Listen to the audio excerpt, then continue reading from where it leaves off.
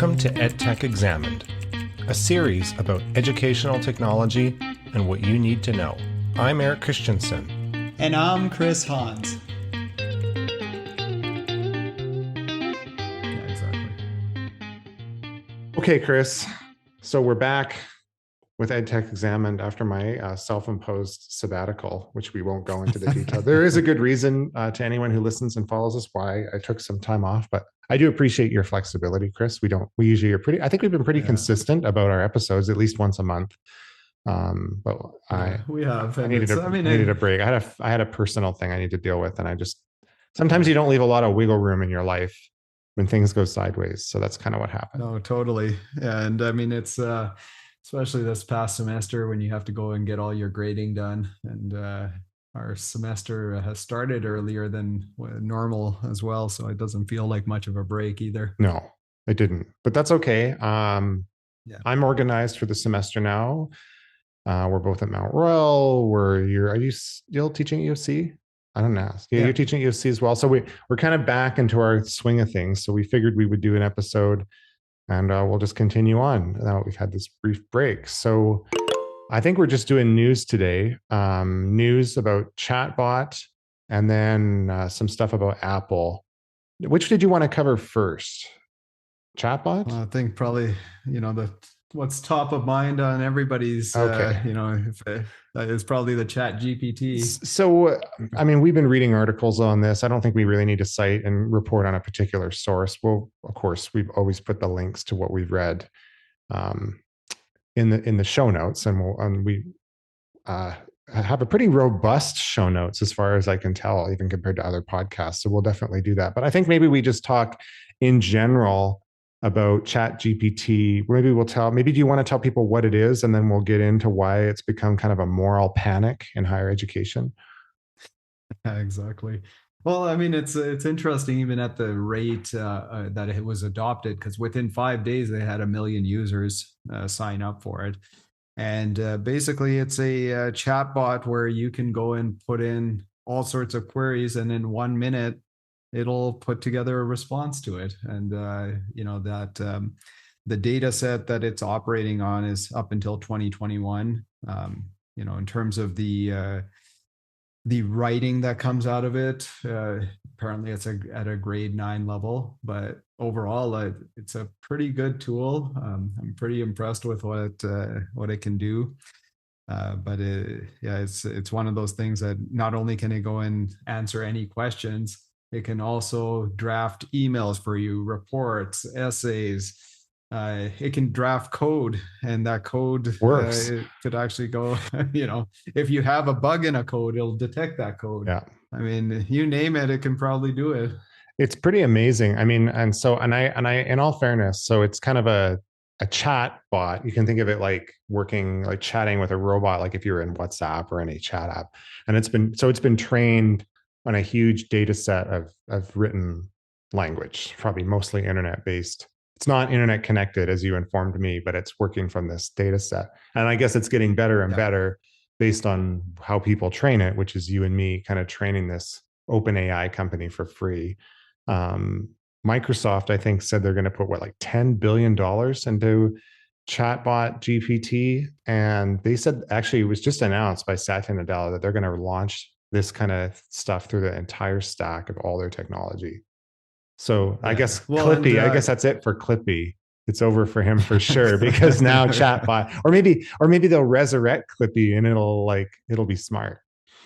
Yeah, exactly. Well, but that's the big thing. Like, even it's good that you brought up the Microsoft thing, because it was their investment of $1 billion that fueled this fire to actually get it to this level. And now I think beyond even just a moral panic being in academia, I mean, this could be a Google killer too. Well, I mean, why would you use Google for a search? So it's interesting. So some people are way talking about how it's perfect and it's incredibly creative. Other people are being super critical. I think the truth is somewhere near the middle. So I published a paper. I do research. I'm not trying to promote my own research, but it's our podcast, so we can promote whatever we want, I suppose. I do research on open education because it's of interest to me, like open educational resources. So my colleague, Michael McNally at the U of A, And I published a paper in First Monday that came out last fall, 2022, November. And, so I put in some questions about open education into chatbot just to see, because it's interesting, right? Because we've written this paper, the study that we did. And then I wanted to see, how would it be able to answer some of the things in here? So I said, okay, well, give me a history of open education, or write an essay on the history of open education. And it did kind of your basic 5-paragraph essay. So it's not anywhere near as complicated as what we wrote with all this. And it doesn't source anything, and it doesn't give a timestamp. So it's, it's dubious where it gets it from. And I was reading it back and I was like, oh, it's actually pretty good. And then I got it more detailed. I said, okay, well, give me a summary of the British coffee houses, because I brought that up when you and I talked about did our talk at McGraw Hill at the Penny University, right, about openness and education. And it talked about it. And I was like, oh, that's actually a better summary than I would have written in some ways. And then I started to be like, and I didn't put in super taboo stuff to see if I could break it, because I don't know what it does with your data. I did ask it to write both positive, critical, and scathing essays of the Soviet Union. And it gave me very similar essays with different tones and emphasis on historical facts. And I was like, oh, like I could make it be both an apologist and a critic of Stalin. I was like, this is very interesting. It's just like, so I was like, you can get it to say all sorts of things. You can get it to frame content in different ways. Like you can ask the question in a different way or type it in and it'll give a different response, like a different tone to the essay, even if it's using a lot of the same facts. Yeah, for sure. But yeah, I mean, it's again, I think it's a matter of what it comes down to is your creativity in terms of the type of questions that you pose to it. And I've experimented with it as well. And I look at, I've taken, for instance, I took our writing test from last semester, and I just threw in the whole test and asked it to go and put together a response to address the scenario that we created. And if I had to grade it, it did a pretty decent job. Like it would have probably been like a B plus. Was it perfect? Might be an A plus in a year from now. Well, we'll see when GPT-4 comes out, right? Like I'm sure it'll probably solve some of the things. But a few of the things that I noticed, like it was using passive voice versus active. So that was one thing that I noticed. I also noticed, like I tried a different thing where, like how you were saying, in terms of just having it write an essay. So it sometimes even puts in like citations, but those citations are not correct. Like it's almost just like filler kind of plug in. Like if I was designing a website, putting in the Latin ipsum lorem, just to have placeholders there. So, I mean, but still, it's pretty good to go and do. If you, let's say, just getting going in terms of writing, at least it could get you started. And then, I think you could get it to create like an outline and ask certain things, maybe summarize certain things in certain ways. I think that's a perfect summary of it. The outline, the background information, at least for now. I typed in, what is the education? What is the EdTech Examine podcast? I put it in our chat. So that's the response it gave me. ChatGPT. Now you can tell me, I'll read it, and you can tell me if this is an accurate summary.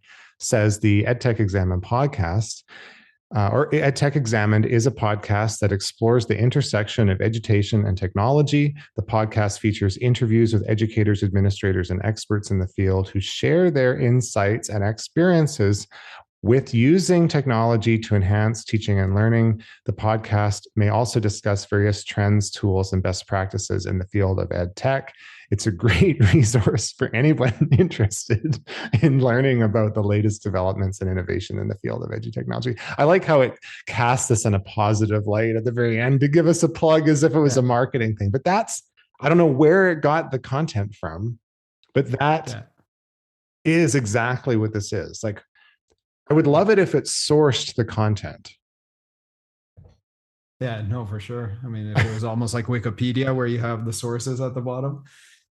But yeah, no, I mean, that's a pretty good description. I would probably, I mean, if we, let's say if we had to go and populate it or put it on our website or somewhere, I would tweak it a little bit, make a few adjustments. But, again, from an efficiency standpoint, from a productivity standpoint, I mean, this thing, it's pretty amazing. I mean, the reason why I started looking at it, and it's not just OpenAI's ChatGPT, because there's other AI writers out there too. Canva has their own It's now not quite that's like built right this. in. This is the most advanced. Yeah, this is the most Yeah. advanced. But again, one of the courses that I'm teaching this semester is computer mediated communication, and so we're looking at how technology is impacting communication. And so I wanted to go and just experiment with the technology for some class exercises for the students on AI writers. Yeah. So, And I mean, and so like in a lot of places, there's a lot of excitement.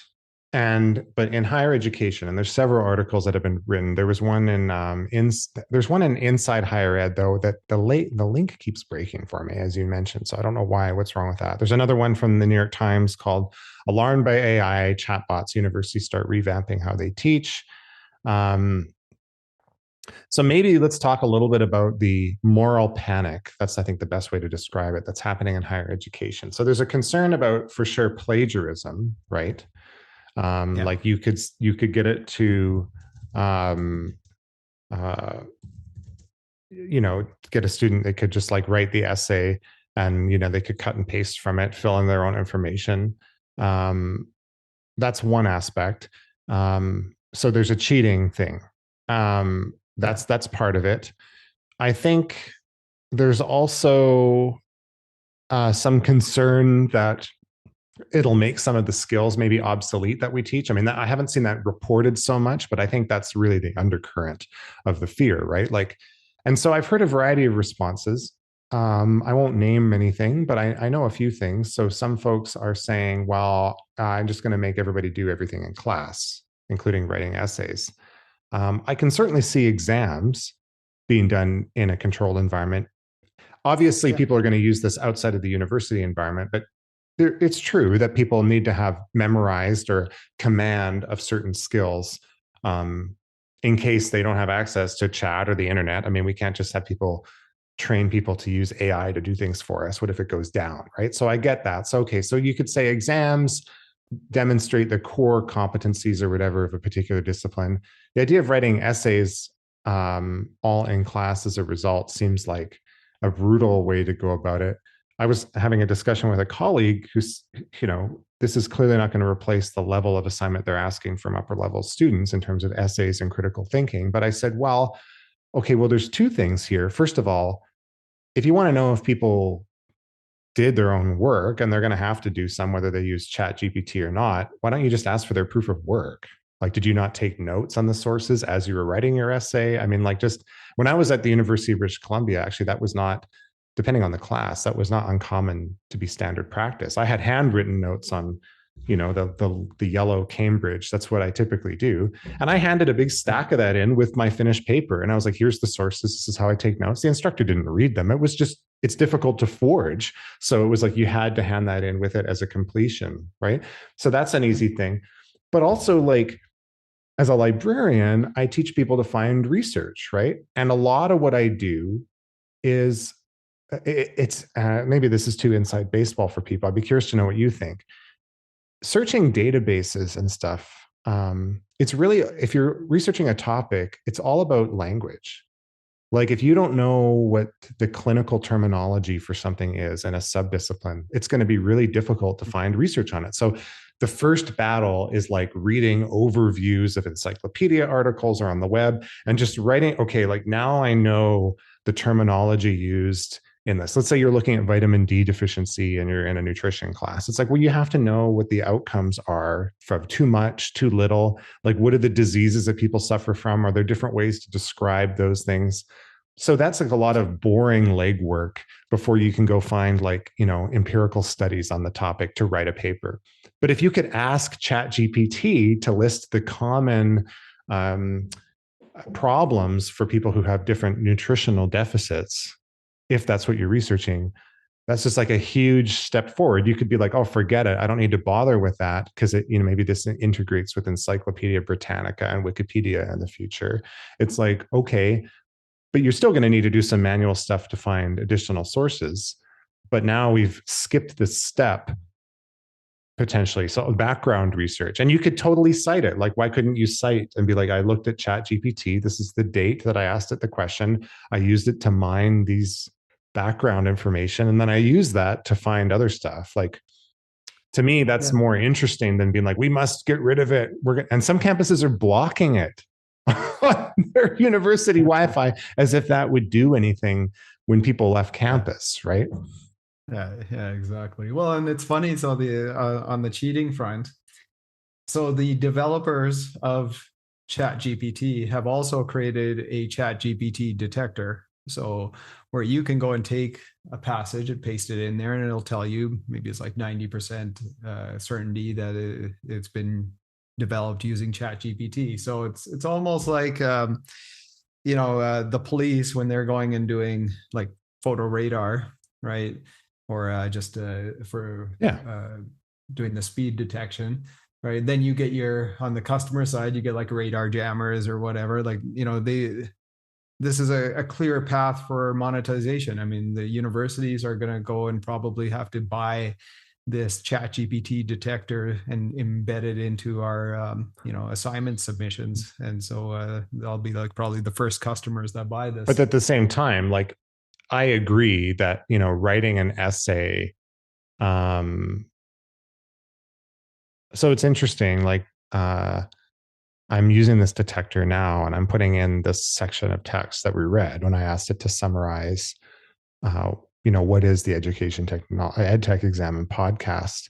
And so it gives you like a text field where you can put in the text. This is GPT-2 output detector. This is from OpenAI.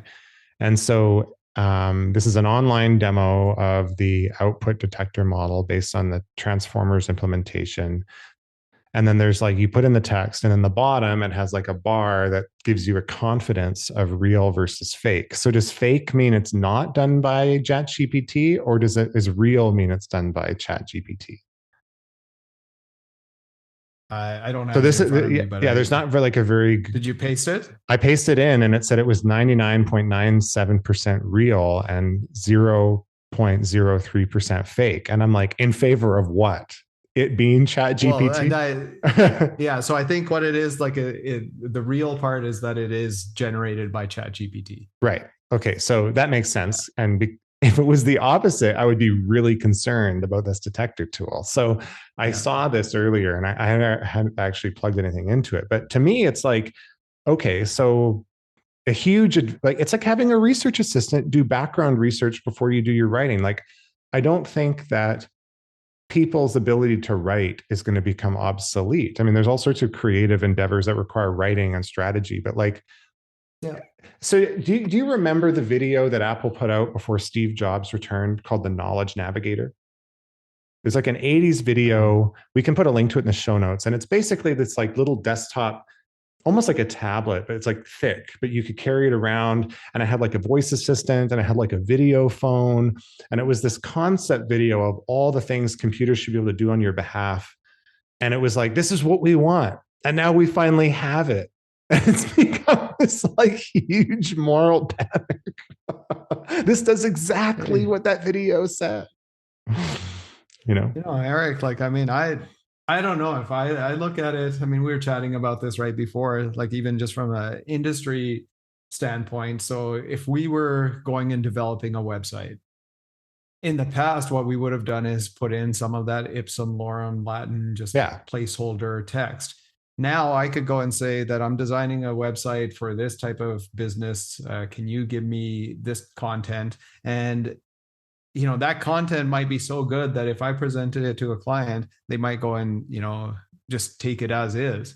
But again, the whole objective is to make it as real as possible to the end state so that people can envision what it could look like. Right. And so that's a huge help. I mean, if I can do it in 1 minute, which literally it can, it's an amazing tool. I mean, I think if this was, even if we had to pay for this, I don't know what the subscription amount, I mean, this is like a personal assistant for you. I mean, even just outside of like academia. And I think if it's used correctly, because again, it isn't perfect. There's a lot of things. I've been playing with it for the last few weeks and stuff. Uh, some of the things it does learn from our stuff. And I think you should also be careful because, like you were saying, we're basically doing all the training for OpenAI for free, and it's learning from our how we're interacting with it. But I've noticed myself, like there's certain things now, how I structure sentences, it's picking up on and it's integrating it in responses. If I put together something for, let's say, an email. But yeah, again, from an academic standpoint, I think obviously plagiarism, cheating, and so on is probably going to be a concern. I think instead of us saying that no, you can't have it, it's like the equivalent of back in the day, if we were doing, I don't know, finance or accounting, and you're like, or statistics, and you're not allowed to use a calculator or spreadsheet. Or a spreadsheet. Right? That's crazy, right? So, like that's going to be the tool of the future. Why would you not teach people how to use it? Yeah, so I think there's something to be said. Like I've already had that discussion with my students. So like in the business communication class, I've told them, so when they're going to be writing their test, they aren't going to have access to the internet. And I know that they're going to have access in the workplace and so on, but it's more so I want them to be able to do things on their own, and it's nothing onerous. I mean, they have 80 minutes to complete a test, and whether we had, and this was even prior to this coming out, I would make it that way because once you have access to the internet, then I can go, it should be basically perfect, right? At that point. The expectations should go up.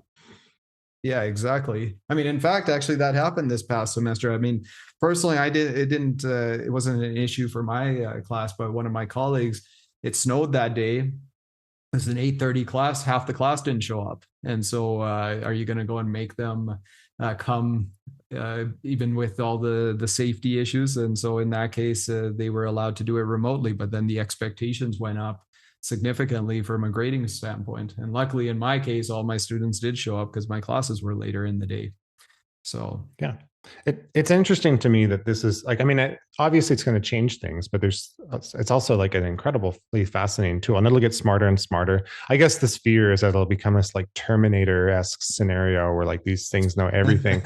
And it's like, I suppose, but there's also a generic aspect to this stuff. Like if you get it to, especially if you ask it, write an essay on whatever X, yes, I understand this is like a first iteration, but like the transition words, like, I mean, it's pretty consistent. They're all kind of the same, right? I mean, like it's not, I don't know how long it would take before it can create like a creative work at the equivalent of like Dostoevsky or something like that. Like it's a great background assistant tool, but there's a creativity, like it can't write an autobiography about me. Not to say that that's our only future job is to write autobiographies of personal interest, but it's like there's things that AI just can't do because it's not you, right? And so as a background tool, it's super cool. But then, we can shift the emphasis of understanding to like higher level stuff. Like I remember hearing, I don't remember where it was. I hate not being able to cite sources, but it was talking about accounting.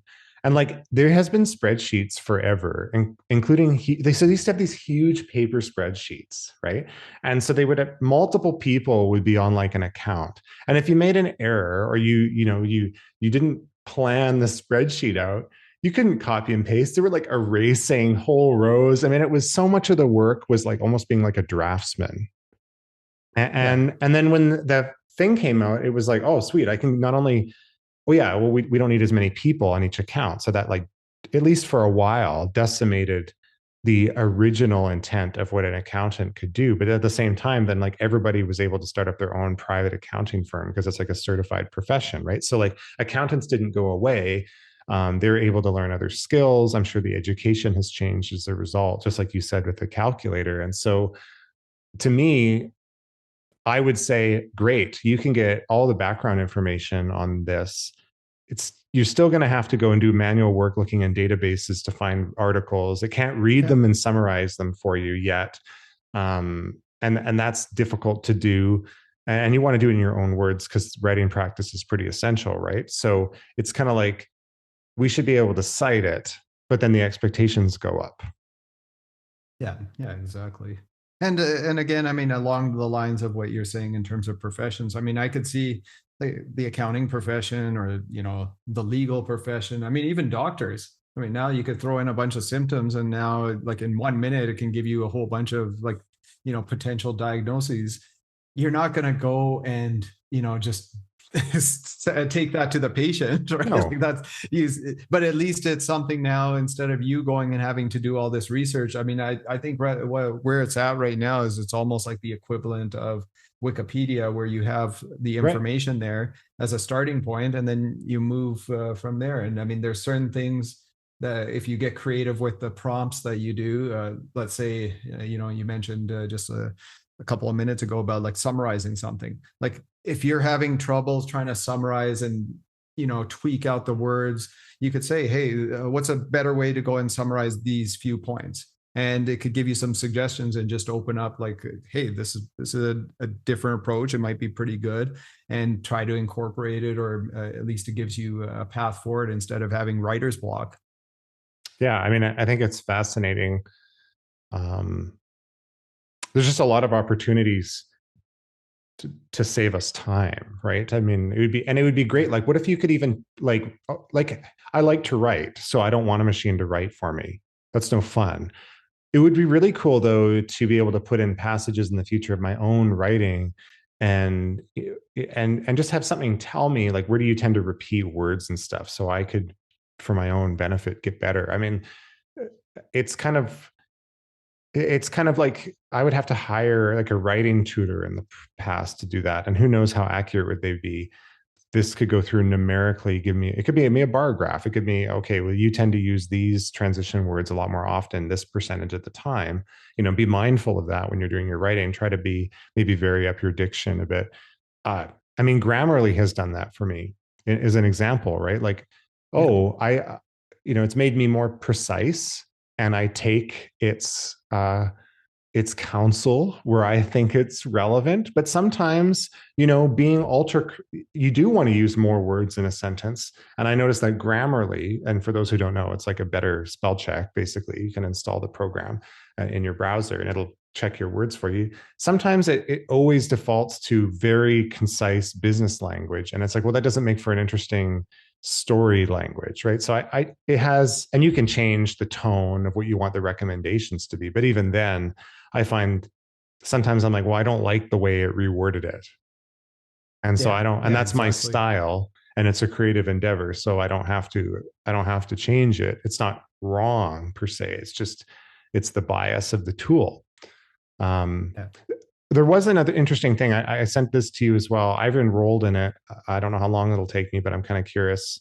It's Nick S site at 95E thing. Like this is a bizarre link, but it's like AI chatbots and chatbot GPT for teachers.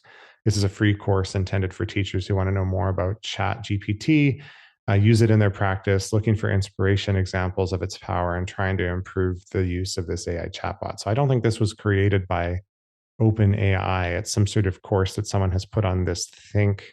This is some sort of teaching and learning Thinkific. This must be some sort of Udemy equivalent. So, yeah, there must be some sort of. What is this? Like, is this like a course platform? I think it's I think it's a platform where you can go and create. So it's like Udemy or Coursera. Kind of, yeah, exactly. Okay, but maybe they solicit more. But anyways, someone put together this course. It's free, so that might be. If you haven't played with this may be a good place to start. It has, you know, content that's written. It has a bunch of videos. It talks about how AI works in general, like how they're trained. Like gives you kind of an overview. So that might be really useful. We can put that in the show notes.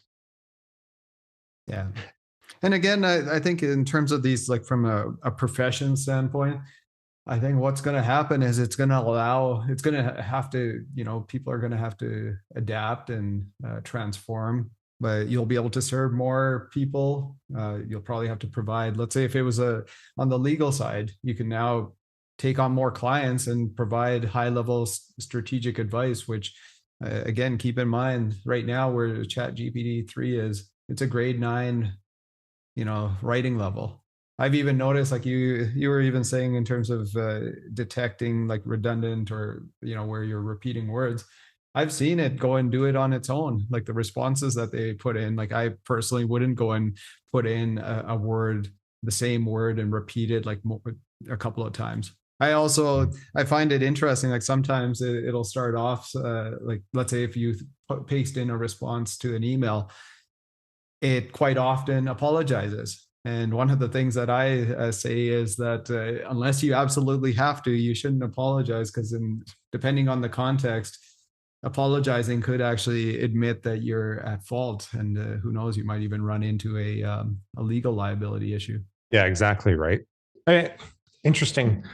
Um, yeah, just an interesting tool. We'll see how universities react. I have a sneaking suspicion that maybe some overreaction to this, and I can understand some reaction, but I don't know. I am it just like, well done to the people who designed this. I mean, there is some there there is some serious value here, and I think that I'm looking forward to playing with it. And honestly, like if it was inexpensive and there was a paid version that gave me more tools, let's say it was like $10 a month. Like, let's say you're a private consultant and you do research and user experience design. Uh, you want to paste some questions in. I mean, maybe another thing for me would be like, it would be interesting to know like what sources it pulled so I could go follow up, and like a timestamp of its response, because it may have a better response later down the road. So I would be curious as a researcher, like I want to put in one question, I'm going to put it in today, I'm going to put it in 3 months from now and a year from now. I want to see if it gets better. And to be able to source it as a source, or at least follow up on its sources and report on it, would be cool. On a side note, like you mentioned earlier about Microsoft going and integrating it through their suite of products. I mean, imagine, they've announced this, that they're looking at incorporating ChatGPT into Bing. I mean, this is where, like, I don't know. I mean, with the layoffs that just happened with Google, where they've laid off 12,000 people, as well as Microsoft. Yeah, well, yeah, exactly. But again, like it's one of those things that I wonder, like, Google is highly reliant on people using it for search. And again, I mean, when you search, it was pretty good, but then you get like thousands of responses. And again, I think here in academia, and that's why we probably should just incorporate this as just any other tool that you would use. But the biggest issue that we have in society right now is that there's so much information out there, and it's finding the pertinent information based on, the task that's before you.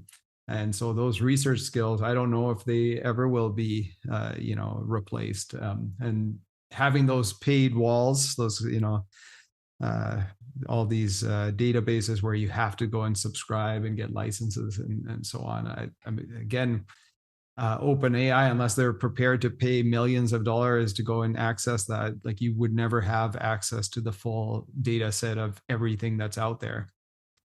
Yeah.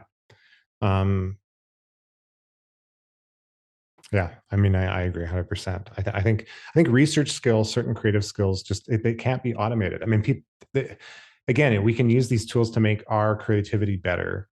It doesn't get rid of that. It kind of gets rid of the grunt work. That's how I see automation happening. And it's the same if you look at the history of the Industrial Revolution. Like if you work in a factory now, it's pretty high level. I mean, I have great respect for really skilled tradespeople. I mean, you have to go in and you're working, let's say you're a tool and die maker and you work in a factory. Well, in the old days, the factories worked like they do in China now, where there's a lot of people putting things together by hand. But in an automated factory, I mean, you're hiring tradespeople who have kind of a borderline physical trade plus engineering schools, who are like, this something is broken here in this machine. It keeps reducing the yield of our OLED displays.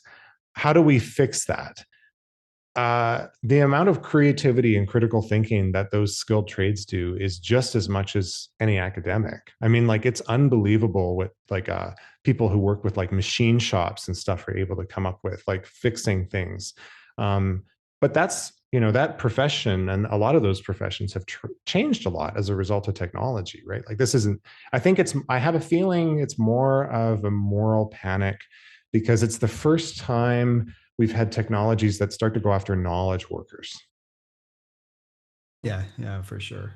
And so we're But the again, laptop class is yeah, used to that. We're used to being, you yeah, know, untouchable. And now it's not the case anymore. All the automation that came for the other folks in decades past is now applied to the us folks with our highfalutin degrees and all this stuff. And I think that's yeah. the initial reaction. That's my opinion. Yeah. Well, and I think the other panic is also just people are sometimes just scared of new technology. I mean, I could imagine, like, think about it, even just doing, like, if during the pandemic now, we've been doing a lot of online testing. I mean, I'd be curious. I haven't tried this yet, but imagine if it was a multiple choice test and you paste the question into ChatGPT. I wouldn't be surprised if it did give you that answer in like a minute. And so now what do we do? Do we go Yeah. and change the response times down to like Well, I don't know. I mean, so I heard a similar argument. I was talking to a colleague of mine, and he was citing a professor. I don't know who the professor is, so I'm sorry if you're listening to this. If you're one of the people who listen to this podcast, and I'm citing you, send us an email, and I'll credit you next time. But you know, this person, this prof he was telling me about, has written criticisms in the past about the traditional, not essay writing and writing in general, but the traditional 5 paragraph essay as an assessment mechanism for understanding. I think the argument from I've heard from other folks is that, you know, essays really need to be longer and more complex and be a really high level to really suggest to interpret someone's writing. A 5 paragraph essay is kind of, some people don't like that. And so the yeah, response to ChatGPT is that, like, well, is this a really, should we be afraid of ChatGPT, or is it really a reflection of the quality of the assessment mechanism? Which I think is a fair critique. So hmm, it's harder. What is one of the reasons we do multiple choice? Well, it's easier to grade if you have a big class size, for one, right? If you did yeah, short answer questions that are done well, demonstrate, I would argue, in an in-class test, way more understanding of the ability to put information together. But it's very difficult to mark.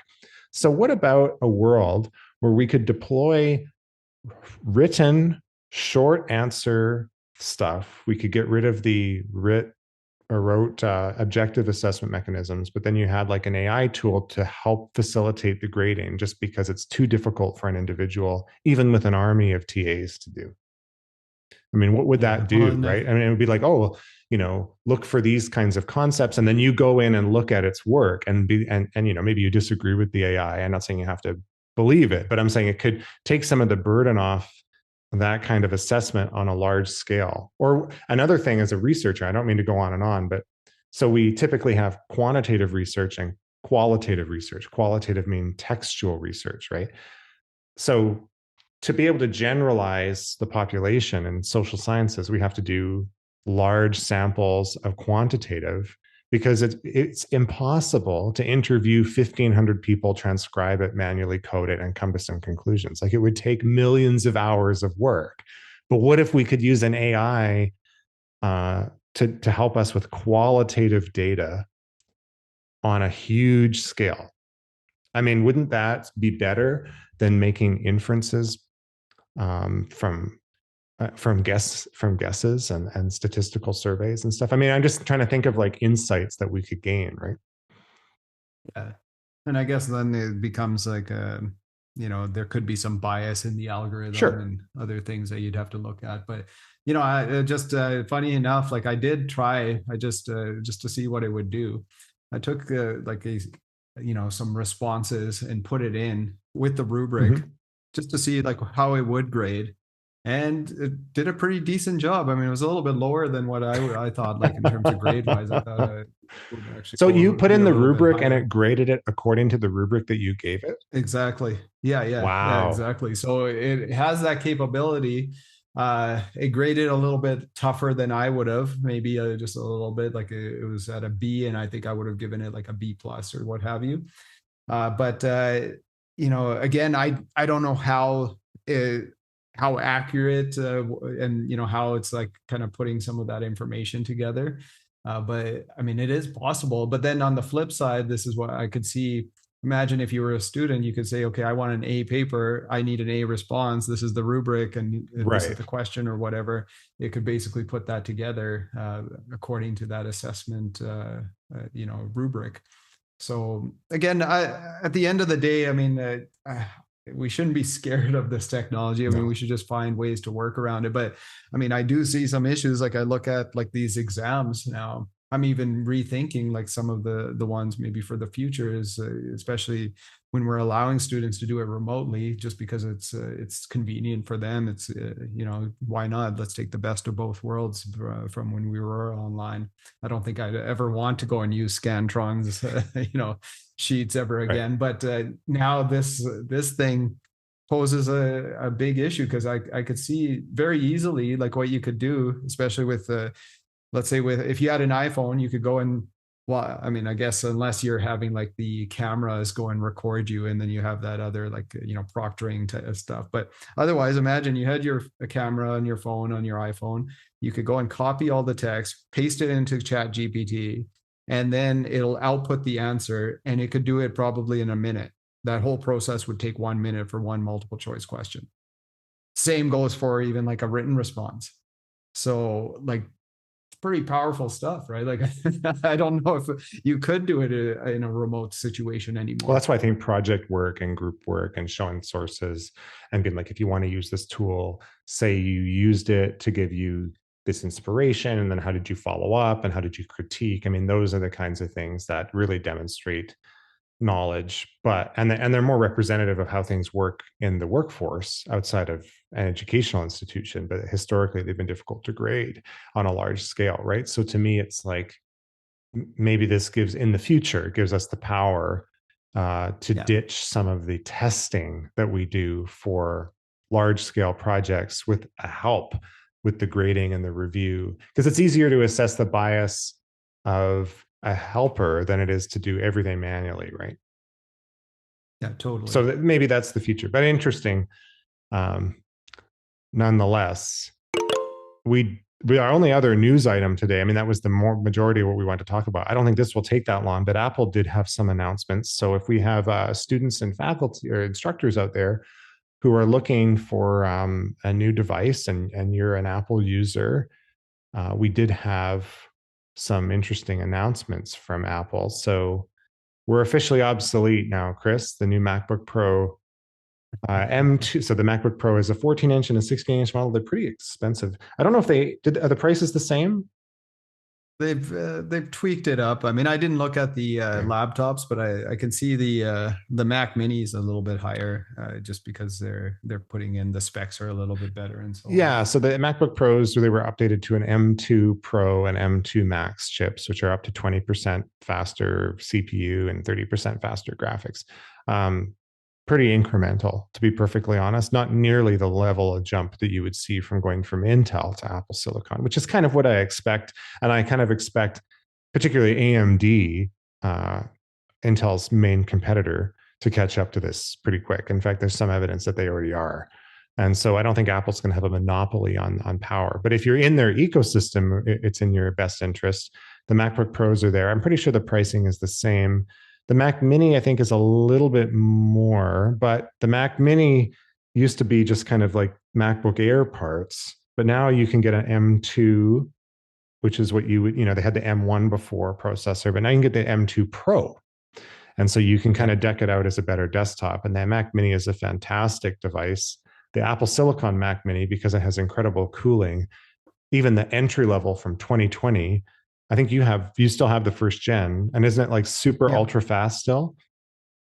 Yeah, it's still pretty decent. I Pretty mean, I'm incredible. running it right now, so I don't have any issues. But yeah, I mean, it's interesting because that Mac Mini Pro that they have, so it actually has 4 Thunderbolt ports, Mm-hmm. so it's double the amount. So if anybody needs that, but then price wise, like I'm just taking a look right now, it's starting at $1,700. Right, Yeah. and so you're getting into it's getting kind of pricey, right? Like The other one, the base level one, I mean, we probably would have upgraded the RAM and stuff, but like the base level is $800. This is without the education discount, and so Yeah. and then it'll be $250 if you want the additional 8 gigs of RAM. So then you're going to be at $1,050 plus GST and so on. So it's about the same. Like the entry level is pretty much what it was before, but now you get that increase in the processor. But I mean, for $1,300 with the education discount, it's 1,300 Canadian, much less for American. You get like 16 gigs of RAM and M2 chip. I don't think most people need the Pro. I don't think they would notice. Yeah. And you can get a terabyte of hard drive space. And if you have a monitor, that's like a tank of a computer for $1,300. I mean, if you need a desktop, that's a really good value. Yeah. Yeah, So exactly. that's an option for folks. I did have, I don't have too much to say. I know there was a new HomePod that was announced. Yeah, it's funny Wah, because wah. they discontinued it, and they went with those little mini kind of speakers, and now they brought it back. Yeah, and So it's like I have an Amazon Echo here that I got for free. I use that occasionally for Spotify and stuff. I can't really speak to the Apple stuff. I mean, I like to be able to stream from Spotify, and I don't think Apple's does that.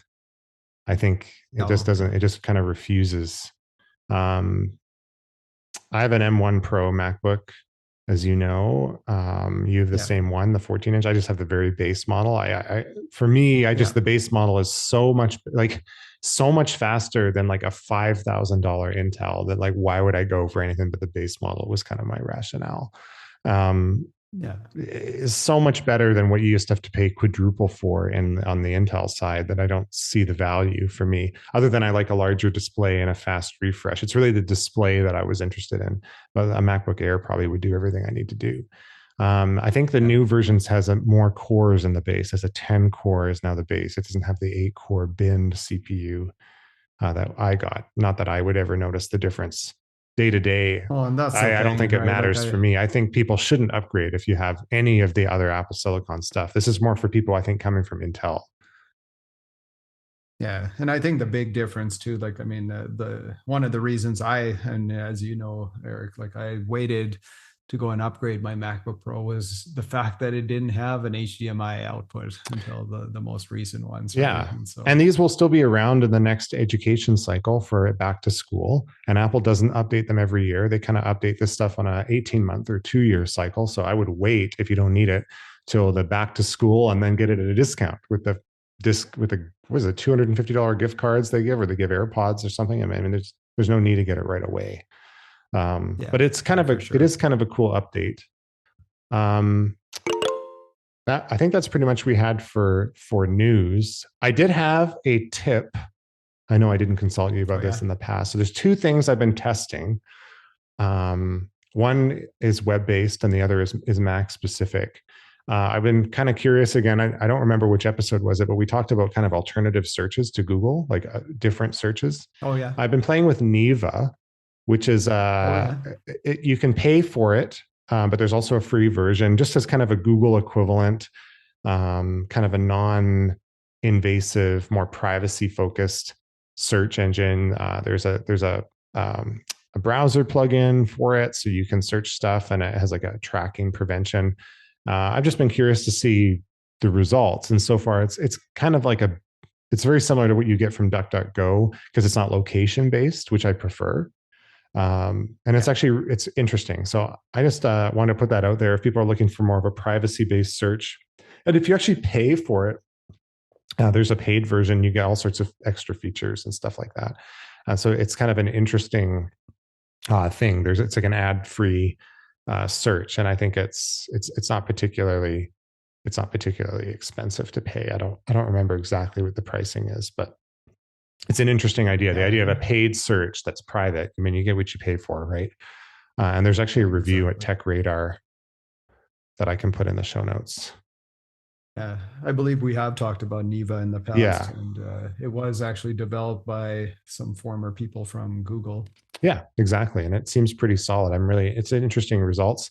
I've also been playing a little bit. I thought maybe we'll report back on this later. It's more of a heads up. Apple came out with its Freeform app. Oh, yeah. So that's Apple's kind of cross collaboration freeform app. So I thought what we would try for next time, I'm going to let people know that it's available now on Mac, or actually, I don't know if it is on the Mac. I know it's on iOS. But ultimately, we should try it for our show notes and future collaboration. For this, I was kind of curious to see if we could use that, because typically folks, we used to use Google Docs and make all these rundowns. And I think you and I just kind of figured this is actually really complicated. Like, I wonder if we can get away with Apple Notes, which works perfectly fine for what our purposes are. And it would be cool to draw things out though, and to draw little notes to each other and to have like a space where we could collaborate. So that's kind of what this is. Yeah, cool. So I'm going to play with that a little bit. But it's definitely available now for Apple users on iOS and iPadOS. I don't know if it's available on the Mac yet. I don't think so. All right, sounds good. But that's about all I had to say. Is there anything else that you wanted to keep people updated about? I don't think so. It's nice to be back, and hopefully we'll continue with the episodes on a regular basis. But if not, we're human, and we do get busy, and sometimes you're dealing with some personal issues or what have you. So, at least we kicked off the year with the biggest thing, probably, who knows, even in the last decade. I think so. This is probably the most fascinating technology that I haven't been excited about something like this in a long time, and it'll be interesting to see how this whole AI writer kind of business folds out. Yeah, I think it's super cool. I'm really looking forward to playing with it, and maybe we'll touch base on it again when we played with it even more. Yeah. Okay. And where can people contact you? So you can find me. My website is Chris with a K, so KRISHANS.ca, and my contact information, social media handles, and so on are on there. And I'm Eric Christensen, and you can find all my social media handles, links to my blog, everything like that at my website, ericchristiansen.net. So that's EricChristiansen.net. Thanks very much, Chris. Talk to you again soon. All right. Perfect. You can learn more about EdTech Examined by going to our website, edtechexamined.com. You can contact EdTech Examined by emailing us at hey@edtechexamined.com. If you have an EdTech question you'd like us to answer on a future episode, you can email us or reach us through Twitter using the hashtag EdTechOfficeHours. You can find EdTech Examined on Twitter and Instagram with the handle @EdTechExamined, and we also have a LinkedIn page you can follow. Until next time.